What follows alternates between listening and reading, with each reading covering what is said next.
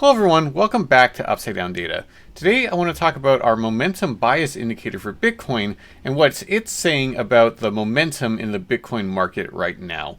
If you like the content, remember to subscribe to the channel, give the video a like, and follow us on Twitter, where we put out regular updates about our risk indicators and more.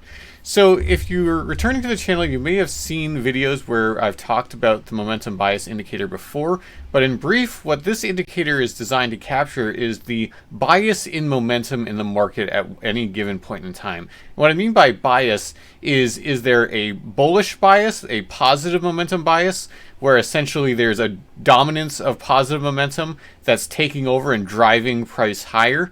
Or is there a negative momentum bias that's dragging price down with it? Kind of this dominant negative bias that's unable to be broken and just drags the market down with it. The way that you can read the output here, so the white line here is the MBI over time, just the output over time. This is scaled as 0 being the average. This is a z-score over here, so 0 is the average. This is the average momentum that Bitcoin tends to have in it. And of course, that is a positive overall momentum given how Bitcoin's price has been appreciating over time. This yellow line is the price of Bitcoin across time. And then these, the numbers above and below are denominated in standard deviations. So 1 being 1 standard deviation above the mean, -1 being 1 standard deviation below the mean. So that's how you can read this here. So there's a couple things that you can note that I've mentioned before. So the one thing I do want to say up front is this is not a risk indicator. So this is not the upside downside potential indicator. This is not giving the same information. And so it should not be interpreted the same way. Again, this is about momentum bias.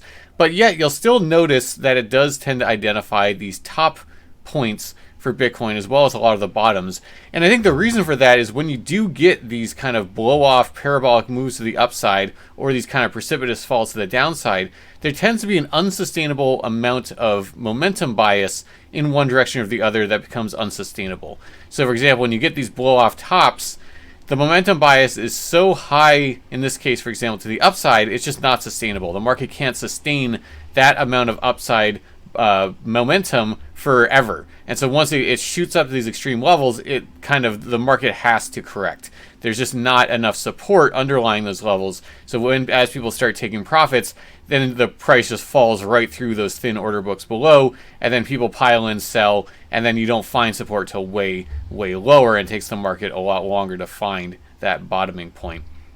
And you can see how the momentum bias indicator kind of acts throughout those different phases in Bitcoin's history, right? So you'll see that as we kind of gear up into these parabolic moves, something I've mentioned before is that you kind of get this oscillation around 0, kind of around the mean. You're kind of just oscillating around kind of the average expected momentum for Bitcoin. And then you get these shoots to the upside, these points where the momentum bias just becomes totally to the upside. You're not getting any times a negative momentum bias in the market, and then you blow off the top. You just shoot off to kind of a blow off top or to unsustainable topping out point, which oftentimes is above 1 standard deviation above the mean, more or less.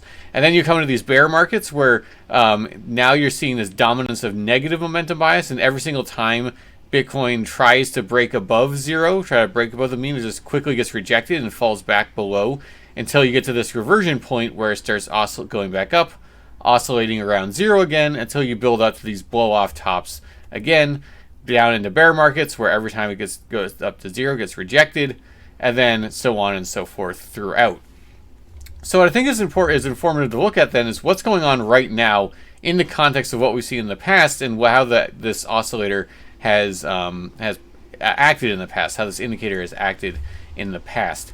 So what you'll notice is that we did have this kind of blow-off top essentially in momentum actually in January of 2021, leading to this kind of distribution top that people have talked about, where really the momentum had left the space at this point. And you can see that with the momentum bias indicator. You're getting this massive bearish divergence where price is grinding up, but momentum is falling out of the market precipitously, and then we actually fell below 0 in May, which really kind of portended that huge crash we saw then coming out of May into the summer. And indeed, then momentum bias shifted to the negatives throughout the summer before we were able to move back to the upside. And what we can see is then we started to do that oscillation around 0 again, which had looked quite bullish at the time, because it seemed like maybe we're re-entering a phase like this. But then we had that big break to the downside, and we've been trending down ever since. And so what does that mean? What might that mean? Well, my interpretation and my thesis throughout this correction, and I think what a lot of other people have been thinking as well, is that this correction we've been seeing is less to do with anything that happened fundamental to the crypto markets and more to do with the more macro uncertainty that's existed across all markets, across equity markets, etc. Where with the Fed in the United States talking about tightening its monetary policy and hiking up interest rates, that it kind of created the shift from more risk-on assets like equities and especially crypto being seen as a very risky asset to be holding to safer assets, and so those kind of risk off. And so that the people who kind of are following those broader macro markets were likely de-risking and then taking money out of crypto, which was bringing this down. And so that's kind of my thesis there, where, you know, had things kind of been in isolation, had the equity markets kind of all things being equal, we very well could have seen a continuation of this leading into some bigger top that we didn't necessarily have to go down here. But because of that, potentially, we've kind of had this artificial correction that wouldn't have necessarily happened otherwise. That's one possibility. Now, who knows? Maybe this would have happened anyway, even if the stock market was bullish. It was bullish. But personally, I don't think that's as likely. I personally believe that the stock market hadn't flipped bearish like it did, if the broader macro conditions hadn't flipped bearish like they did, I think it's unlikely we would have seen this kind of thing happen. Because again, we really had our correction off of this potential kind of blow off top-esque kind of, from the perspective of momentum bias, this kind of overextension on our positive momentum bias. We'd had that correction before. It's unclear if we had to keep on coming down again after being able to move back up to the upside. But regardless, here we are. So what does this tell us about what's going on? Well, the one thing that I think is important to note, and is frankly bearish, there's no other way of saying it in my opinion, is to look at the comparison between what's happening now and what happened in the summer. You'll notice that in the summer, when we had this big crash to the downside, we actually got this bullish divergence forming where price was moving down, but momentum was actually coming back in. It was actually re-entering the market. And then that ended up pretending that shoot to the upside that then catalyzed this move back up to an all-time high in November.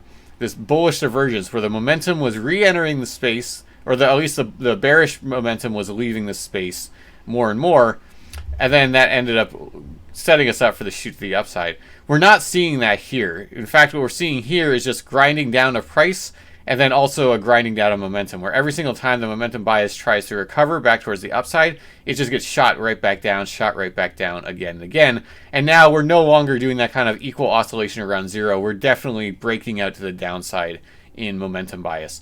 So there's no other way of saying it. That's not ideal, right? You don't want to see that. I would have liked to see momentum bias start to return back to the upside, maybe create another bullish divergence that maybe would have been able to set us up for this move back up here, where really that kind of oppressive negative momentum was just not sustainable, which then could lead to appreciation in price.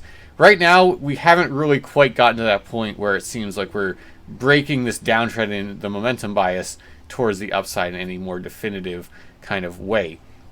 So let's compare this to the past and see what this might mean, because I think the question we have from here then is, okay, if this is bearish, how bearish might it be, right? Because there's bearish as in, okay, we've already seen the worst of it and this is likely the bottom, or there's bearish as in, this is the beginning of a protracted bear market where things are going way lower, right? And what does that mean? So I think it's informative to look in the past of the last times we've seen the MBI reach these kind of levels, so this kind of negative 0.75, and see what's tended to happen around those points. And this is where I think there's some potential good news here if we look at this from a historical perspective. You'll notice that every single time we've gotten back here, except for one time, but all of these ones, we'll come back to this in a minute, all of these other times, these times here when we've broken to these levels, that's been around the bottom, right? So in the summer, this was a little bit before, it was a few months before the bottom, but price only went down a little bit more. Technically, there's actually a wick down to similar levels that we got to here. We're kind of just ranging in the same general area before moving back to the upside here. In 2020, March of 2020, that was definitely a bottoming point where we then shot up to the upside after that. In 2018, this marked the bottom of the bear market. We didn't see any explosive price appreciation coming out of that, but we didn't see really more downside past that. Really, that was kind of the bottom, and then things have generally trended up since then. Here, in beginning of 2015, that was more or less the bottom of this bear market here, and then sideways action for a while, and then ultimately moving back to the upside, and then all the way back here in 2011, again, around the bottom of this kind of mini bear market before moving back to the upside. So if this is going to act like those, the last times we've seen this degree of negative momentum bias, it seemed to oftentimes be unsustainable from a historical perspective, that usually the market can't really sustain this, and it oftentimes then the path of least resistance in a way is to start moving back to the upside. Mean reversion is a powerful thing. When you're kind of this far extended from the mean in the downside, the movement back towards the mean will follow at some point. That's oftentimes what will happen. Now, of course, nothing's guaranteed, but that's often the case. Mean reversion is a powerful thing. But the one case that's important to keep in mind is here coming off of the 2018 blow-off top, where we did shoot down precipitously in our negative momentum bias all the way down to similar levels. And this was actually marking the beginning of a protracted bear market that didn't end until we actually revisited these low levels to get that ultimate kind of capitulation. Now, I think it's interesting to speculate about which one of these seems more likely. Does it seem more likely we're in this phase right now, going into a more protracted bear market, or these other times, 5 times we've gotten down here? My personal thought is that just from a pure market structure perspective, I don't see this as being all that similar to this. Personally, if anything, I see this as being more similar to these kind of phases here. We've had these downtrends and then these final kind of capitulations that we've seen, or like this. And again, the reason for that is we're not coming off of a blow off top, right? We're not coming off from this point where the market was so overextended that there's just no support beneath. That's just going to take a long time to sort out. That's going to just shake out so many people. That's going to take a long time for the interest to reaccumulate. We really had a big shakeout moment in the summer, and we're able to recover from there. But now we're getting this move back to the downside, which in my opinion is being driven by things external to the crypto market, those broader macro concerns, not so much anything about the market structure itself. And so I'm personally seeing this potentially as being more like these. Now, that's pure speculation. Take that with a huge grain of salt, because who knows? We very well could be in a phase like this, and this could be the beginning of a more protracted downtrend. But again, what I'm thinking, or my opinion, is because this is, in my opinion, largely be driven by these external factors, in some ways I think it's a little bit difficult to say with any certainty that this has to look like anything from before in the crypto markets or after, just because, we're not dealing with a correction that's necessarily because of something the crypto market did. It's something that potentially those equity markets, the broader markets, what the Fed's doing, et cetera, that's driving this. And so in some ways, I would actually think that the more important thing to be looking at is what's going on in the stock market, and what does that tell us? Because if the stock market gets bullish again, we're at such an extreme low level of momentum bias here that mean reversion is a powerful thing, as I was mentioning. If the broader conditions get more bullish, then momentum re-entering the space could be quite easy. It's a lot harder for injection of positive momentum when you're already super extended to the upside to bring this even higher. It's not super difficult to bring momentum back up towards the mean when you're at such an extended low level of momentum bias. And so that's something that I'm going to be watching carefully. So I want to show the stock market. One thing I did just want to show in a minute here is just a different way of visualizing the MBI over time, which is just showing, like we've sometimes used with our other indicators, our risk indicator, just color coding based on the MBI level. And I've colored green as the kind of high MBI here. And the reason for that is just, positive momentum bias. You'll see it dragging price up with it. Price kind of shoots up along with when momentum bias is getting really high, and then red kind of drags it down. So just another way of visualizing that. But again, you can get the same picture just looking at it this way. But as I was mentioning, I just want to end here by looking at the stock market. So I'm showing you here the S&P 500 and just looking at different moving averages. You'll see that we broke down below the 200-day moving average. That's this yellow line, this gold line down here. But now we were actually back up, and in fact, just today we just ended up closing above the 100-day moving average, which actually has provided support in the recent past. And so what I'm going to be looking for going forward is, can we go up and especially reclaim the 50-day moving average, which has been this kind of main support line for a lot of this bull run coming out of March of 2020. And if we can do that, and then especially if we can continue to hold it as support, that might mean that the party is back on for a while and that the stock market's starting to look more bullish. I think it's too early to call it now, but certainly this is hopeful, right? This is much better than just kind of trading below the 200-day or holding that as resistance. That would have been a very concerning thing if we had done that. So this is something that we'd like to see. Obviously, we don't like to see, would not like to see getting rejected off the 50-day or having to break back down to these levels. That'd be concerning. But the NASDAQ has now come and closed above its 200-day. It had been below the 200-day for quite a while in the past few days. And the Dow Jones Industrial Average has actually closed above its 50-day moving average, which is, again, hopeful. But again, too early to know, but this is just something to keep an eye on. That if the stock market starts looking more bullish and is able to start actually trending back up and maybe even start putting in new all-time highs again, then that might be a reason to look back at the crypto market and get more excited. To think that maybe then that might be something that allows people to have more of a risk-on perspective, and that could just add a big injection of positive momentum into the crypto space. If we suddenly get a big injection of demand, that could really start to inject positive momentum that could flip the bias positive and then maybe start pulling price up along with it. And we'll just have to wait and see what happens. But that's certainly something I'm going to be looking for. And certainly if you combine all that with our knowledge about how bullish the broader supply side of Bitcoin is looking right now. You know, long-term holders are stacking. Illiquid supply, people who don't tend to spend their coins after they gain them, are just stacking. More and more of the Bitcoin supply is basically getting held by people who historically are not especially likely to be selling. That could create kind of a supply squeeze that could shoot price up.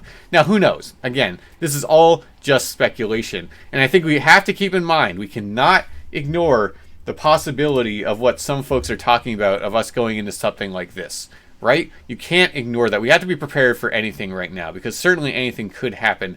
And it's not to say that this is guaranteed to be the bottom or that we can't go into a protracted bear market. But again, my personal thesis is that this is being driven by broader market risk off attitude. And if that starts to flip with a more bullish stock market, that will be something that will be hopeful. So we'll have to watch things like the Fed if they end up, kind of pulling back from their hawkishness. Some people are speculating they will. Other people are speculating they won't. We'll have to wait and see. These kind of things, unfortunately, it's just really hard to predict exactly how the markets are going to respond. But certainly if we start getting more kind of dovish overtones from the Fed, that could help. If that leads to a bullish stock market, that could certainly help. And then I'll be watching this to see if it ends up being able to track back up towards zero and especially break out above zero. Because every time it breaks, when it does break up above zero, like it did in the summer, that could be an indicator of upside to come. But as with everything, we'll have to wait and see. All right, if you like the content, remember to subscribe to the channel, give the video a like, and follow us on Twitter. And remember, with the UDPI and the MBI, we're all going to make it.